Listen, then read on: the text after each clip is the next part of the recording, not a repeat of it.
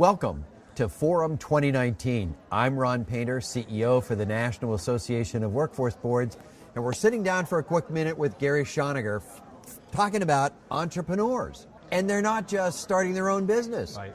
So thank you, Ron, for inviting me here. The message that I brought to the forum is the idea that the world has changed in ways that now require everyone to think like an entrepreneur. It's not just about starting a business. You need that mindset, whether you're going to work in an established company, whether you're going to be part of the new gig economy, or you're going to start a business of your own. We need this mindset. I think it's a missing piece in the conversation about workforce readiness.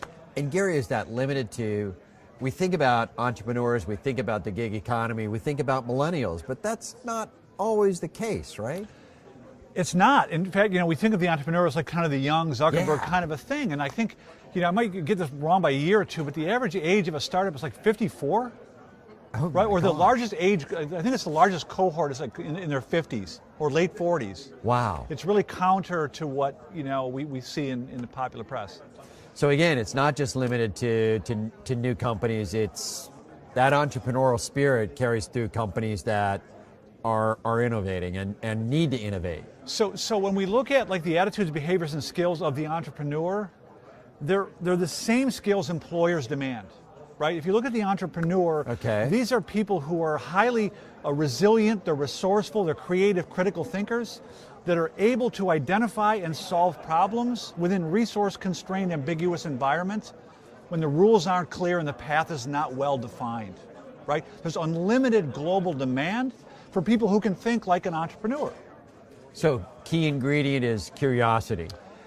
The key ingredient, I think, Ron, to understand the entrepreneurial mindset is this deeply held assumption that it's up to me to figure out how to use my talent, skills, interests, and abilities to make myself useful to other humans on the planet.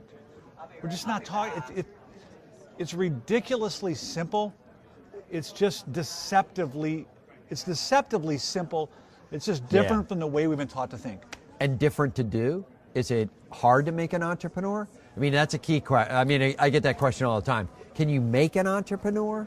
So I'm coming from the perspective, Ron, that non-entrepreneurial behavior is learned. That not everyone wants to start a business, but we all have this innate desire to be engaged in work that matters, to be able to contribute to our work, to see our work impacting the world around us, and to see our work leading towards something more meaningful and prosperous for ourselves. Like everyone wants that. So not everyone wants to start a business, but anyone can be innovative and entrepreneurial. So I'm just defining it in a much broader way. Starting a business is hard. Yeah. And I think that's what you're hitting on there, right? Yeah. That we take those skills wherever we go and we can learn those skills. And let's stop calling them soft skills because they're really hard to develop those skills, right? They are. Yeah. Gary Schoeniger, thanks for sitting down with me talking about entrepreneurship. Thank you, and the Ron. entrepreneurial spirit. The entrepreneurial spirit. Thank you.